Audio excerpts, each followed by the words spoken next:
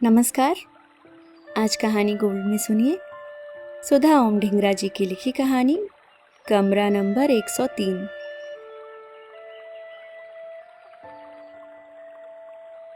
Barnes अस्पताल के कमरा नंबर 103 में प्रवेश करते ही नर्सें टेरी और एमी पिंजरे से छूटे पंछियों सी चचहाने लगती हैं और यह कमरा उन्हें खुले आकाश सा लगता है जहां वे अपनी बातों की ऊंची उड़ान भर सकती हैं।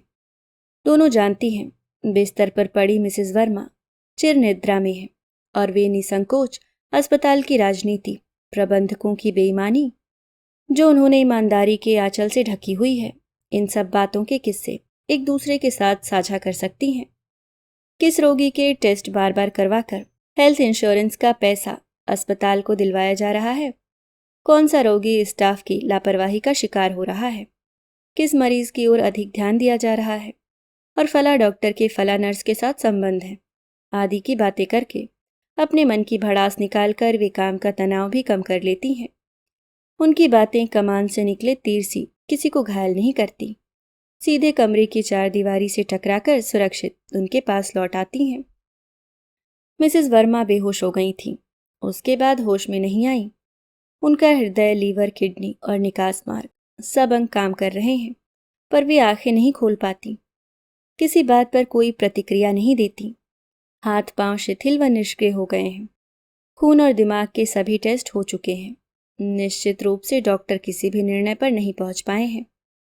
मस्तिष्क का वह हिस्सा जो इन इंद्रियों को संदेश देने की क्षमता रखता है, मृत प्राय नहीं है। देखने सुनने की शक्ति से वंचित वे नहीं हो सकती, क्योंकि इन इंद्रियों से जुड़ा दिमाग का हिस्सा भी ठीक है।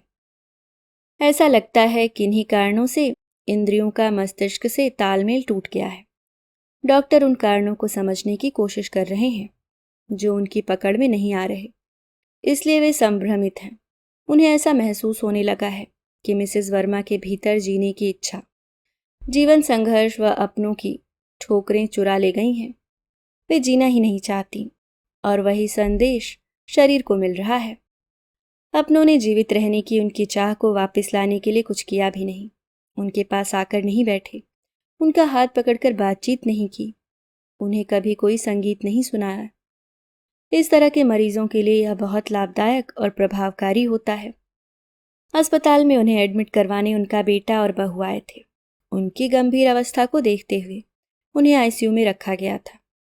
बेटे और बहू को एक दो बार आईसीयू के बाहर लॉबी में बैठे देखा गया। ज्यों ही उन्हें आईसीयू से कमरा नंबर 103 में स्थानांतर किया गया, उस दिन से आज तक उनके बेटे और बहू की किसी ने सूरत नहीं देखी। वे उन्हें घर के फालतू सामान की तरह अस्पताल छोड़ गए और अब डॉक्टर भी उन्हें वहां से किसी नर्सिंग होम में भेजने की सोच रहे हैं।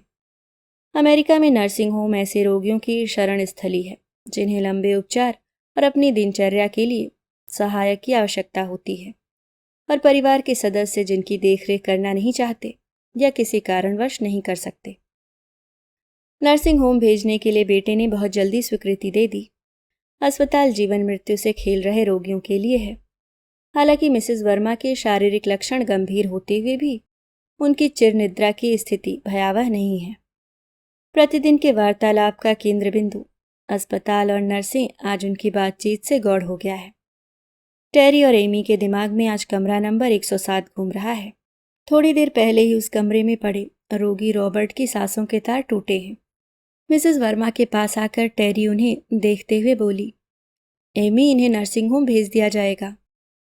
हाँ, डॉक्टर भी क्या करें, टेस्ट कुछ कह रहे हैं और शरीर उनके प्रतिकूल प्रतिक्रिया दे रहा है। पता नहीं ये ऐसे कितने दिन जिंदा रह पाती हैं। कमरा नंबर 107 वाला रॉबर्ट तो जल्दी चला गया। वह गहरे कोमा में था। उसके मस्तिष्क का अधिकतर भाग डेड था। इनके टेस्ट तो कोमा नहीं दिखा रहे, पर शारीरिक लक्षण अर्ध कोमा बता रहे हैं। ऐसे में मस्तिष्क और इंद्रियों को उत्तेजित करने की जरूरत होती है। सही कह रही हो। कुछ साल पहले 210 नंबर के कमरे में एक ऐसा ही रोगी था। उसे लिखने का शौक था। उसके परिवार का कोई एक सदस्य रोज कुछ घंटों के लिए उसके पास बैठकर पुस्तकें पढ़ा करता था। किताबों की किन बातों ने उसे एक्साइट कर दिया, उसके शरीर में समचेतना का संचार होना शुरू हो गया। कमरा नंबर 107 वाले रॉबर्ट का शरीर बहुत भारी था और उसकी सफाई करते समय हमारी काफ़ी ऊर्जा और समय लगता था। मिसेस वर्मा का स्पंज बात करने से पहले की तैयारी करते हुए एमी ने कहा, हाँ मिसेस वर्मा तो बहुत हल्की हैं, बिल्कुल फूल जैसी। अच्छा, तुम ग्लूकोज की शीशी और स्टैंड को थोड़ा परे करो। दोनों ने मिलकर उन्हें दाईं तरफ मोड़ा। कमलेश वर्मा के गाउन को खोलते हुए धीमे स्वर में उनकी बातचीत आरंभ हुई। साउथ एशियंस अपने बुजुर्गों को बुढ़ापे में अपने देश क्यों नहीं भेज देते? यह देश उन्हें अपना नहीं लग सकता। लगेगा कैसे? वे यहाँ पैदा नहीं हुए। पीढ़ी दर पीढ़ी उनकी यहाँ कोई पहचान नहीं। जड़ें उनकी अपने देश में हैं। अधेड़ उम्र में वे बच्चों के पास रहने आते हैं। धड़ यहाँ रहता है और आत्मा वहीं उनके अपने देश में। टेरी, यहाँ आने से पहले मैं एक नर्सिंग होम में काम करती थी। वहाँ एक वृद्ध भारतीय महिला मिसेस भसीन थी। उनका ऑस्टियोप्रोसिस काफ़ी बिगड़ गया था। चलने फिरने उठने बैठने की समस्या थी। उनका बेटा समृद्ध था, घर में एक नर्स का इंतज़ाम कर सकता था, पर वह उन्हें वहाँ छोड़ गया। मिसेस भसीन को भाषा की समस्या थी। थोड़ी बहुत अंग्रेजी वे समझती थीं। शुद्ध शाकाहारी थीं और गिना चुना भोजन ही वे पचा पाती थीं। अपने गॉड की प्रेयर करना चाहती थीं। नर्सिंग होम में वे कर नहीं सकती थीं। इंडियंस अपनी प्रेयर में जो सेंट वाली स्टिक और कैंडल जलाते हैं, वह जलाना वहाँ मना था। बस हर समय रोती रहती थीं कि गॉड उन्हें उठा लें। पुअर लेडी, गॉड ब्लेस हर। मैंने उसके बेटे से कहा था, अगर अपनी माँ का भला चाहता है तो उन्हें अपने देश भेज दो। क्या कहा उसने? टेरी ने मिसेस वर्मा की पीठ और टांगों पर छोटे से तौलिए पर साबुन लगाकर घुमाते हुए कहा। कहने लगा, मैडम, मेरे अलावा मेरी माँ की देखभाल करने वाला कोई नहीं है। किसके पास छोड़ूं वहाँ? मुंह बनाते हुए और उनकी नकल उतारते उसने कहा। उस समय दिल करता था उसे कहूँ कि यहाँ कौन सा तुम अपनी माँ का ध्यान रख रहे हो? अपनी माँ को हमारे हवाले ही तो किया हुआ है। ऐसे लोगों को कहना चाहिए भारत में किसी भी वृद्धाश्रम में छोड़ देता। अपने लोगों में रहती, अपनी भाषा बोलती, अपनी पसंद का भोजन खाती। सहायता तो भारत में बहुत मिल जाती है। सबसे बढ़कर अपने गॉड की पूजा कर पाती। नहीं कह पाई टेरी। मुझे उस समय नौकरी की बहुत ज़रूरत थी। डर गई। अगर चीफ को रिपोर्ट कर देता तो नौकरी चली जाती। पर मैंने उसकी माँ का बहुत ध्यान रखा। कैसी हैं अब वे? पागल हो गई हैं। यहाँ आने के बाद मैंने पता किया। मुझे इस उम्र में अगर किसी अजनबी देश, अनजान लोगों में, जहाँ भाषा, रहन सहन, खान पान मेरे स्वभाव और इच्छा अनुसार न हो, रहना पड़े तो मैं भी पागल हो जाऊं। एमी और टेरी की बातें मिसेस वर्मा को कहीं दूर से आती और गूंजती सुनाई दे रही है, जैसे कोई कुएं से बोल रहा है। पागल शब्द कानों के पर्दों के साथ जोर से टकराया और मिसेस वर्मा का अचेतन सचेत हुआ। मैं पागल ही हो गई थी। भीतर भावों का ज्वार भाटा उठा। अभिव्यक्ति के लिए और निष्क्रिय हो गए शरीर के तट से टकराकर लौट गया। मिसेस वर्मा को बाईं तरफ मोड़ा गया और एमी ने गुनगुने पानी में नर्म नर्म तौलिया भिगोकर उनके बदन को साफ करना शुरू किया।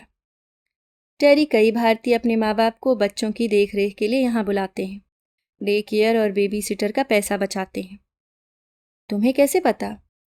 गुरप्रीत, मोना, जेबा, दामिनी, सब नर्सें खुश होकर बताती हैं। क्या? यही कि उन्होंने अपने माँ बाप को बुलाया है। उनके आने से डे केयर और बेबी सिस्टर का पैसा बचता है और घर का सारा काम भी वे करते हैं।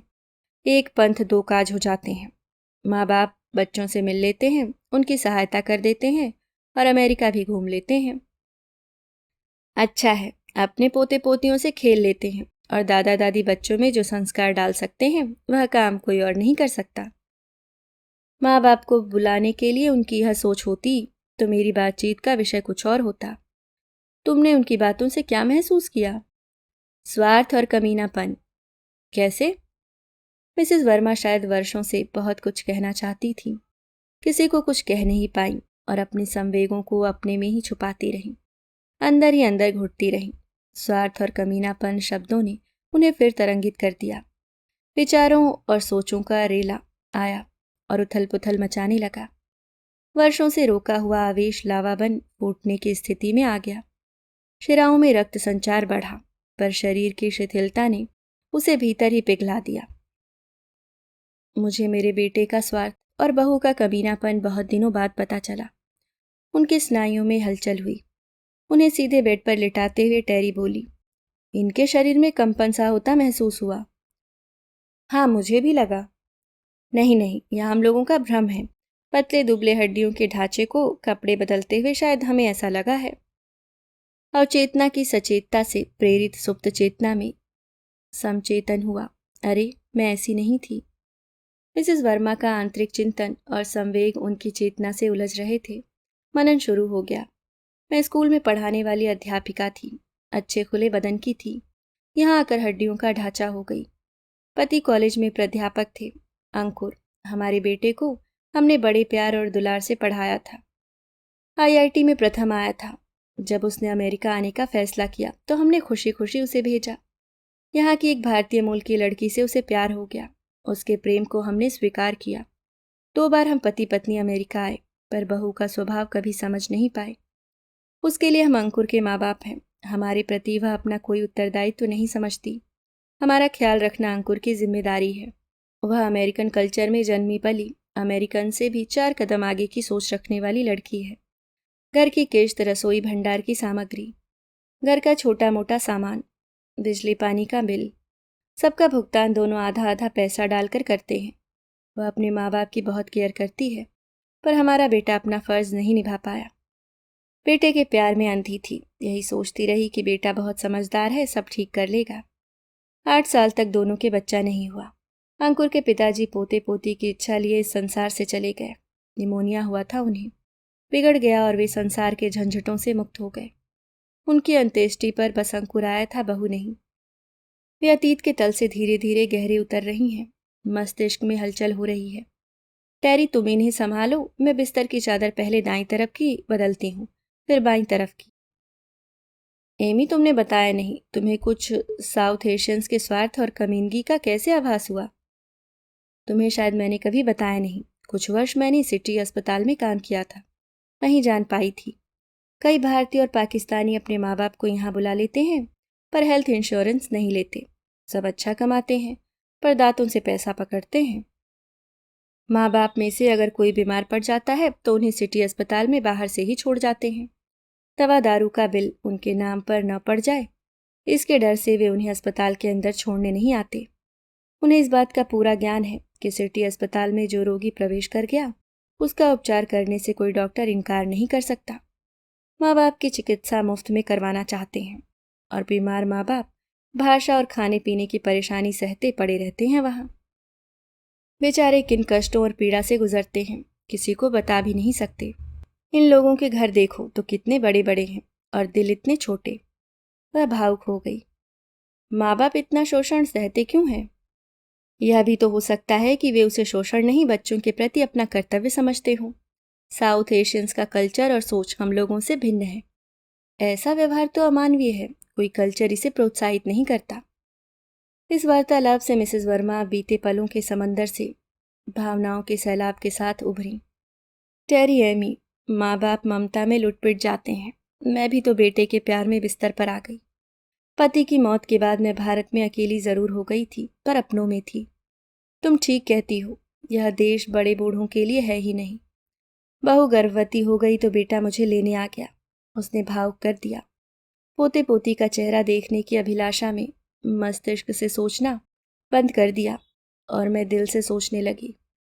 बेटे के घर की स्थितियां भूल गईं और उसके मोह पाश में बंधी उसकी हर बात स्वीकारती गई। उसने यह कहकर घर बिकवा दिया कि अब आप मेरे पास रहेंगी, इसका सारा पैसा आपके नाम करवा दूंगा।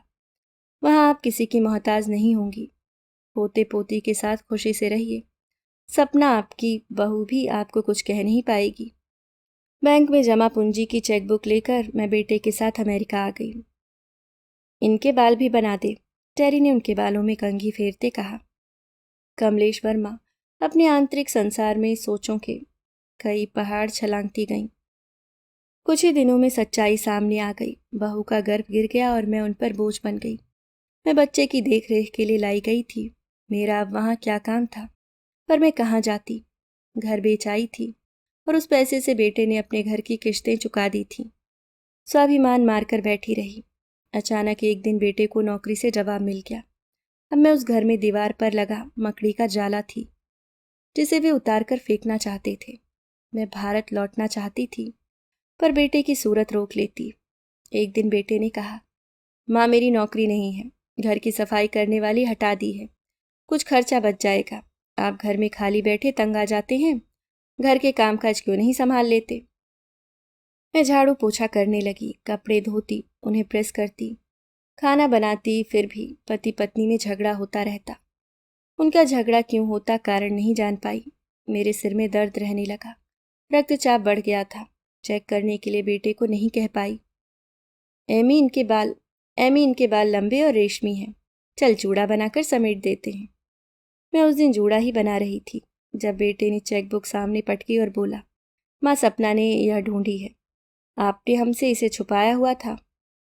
मैं पैसे पैसे के लिए यहाँ मोहताज हूँ और भारत के बैंक में आपके नाम लाखों रुपए पड़े हैं। इस पर हस्ताक्षर कर दीजिए, आपके बाद यह पैसा मुझे ही मिलना है, तो अब क्यों नहीं। सिर दुख रहा था, रक्तचाप पहले से ही अधिक था। बेटे का स्वार्थ हृदय को बींध गया। घबराहट हुई और मैं बेहोश हो गई।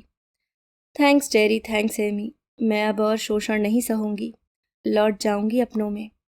दोनों अपना काम समाप्त कर बाहर जाने को तैयार थीं। टेरी एक बार देख ले सब कुछ ठीक है, पाउडर डाला है या नहीं। हाँ देख लो, कई बार हम भूल जाती हैं। एमी मिसेस वर्मा को देखते ही एकदम बोली, टेरी जल्दी से डॉक्टर को बुलाओ, जल्दी। इनकी आंखें खुली हैं, कोरों से पानी बह रहा है।